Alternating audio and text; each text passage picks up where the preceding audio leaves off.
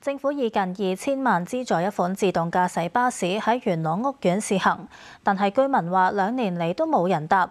有立法會議員質疑政府未有審慎批出公帑。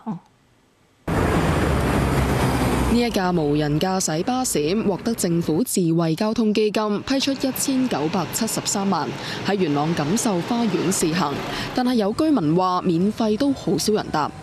佢可以達到嘅點，亦都冇區內嘅村內小巴咁便利啦。嗰架無人車係都真係幾慢嘅駛得，所以有時候我都會見到有啲私家車會超車嘅情況。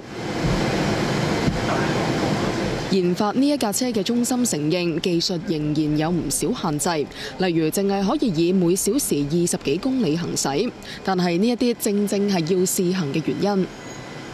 錦繡花園嗰度有好多路駁啦，咁你減速快嘅時候會挫，起步快亦都會挫。我哋希望架車可以行得快啲。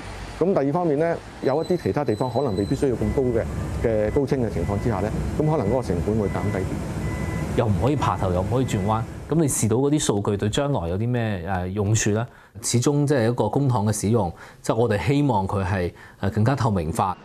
截至今年1月，已經批出超過5億資助70個智慧交通項目，其中5個同自動駕駛相關。張欣宇質疑項目重複。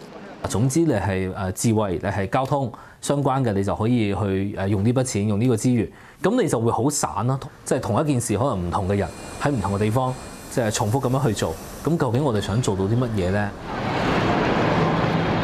佢認為政府有責任制定清晰目標同埋方向，確保公帑運用符合成本效益。無線電視記者楊桂興報導。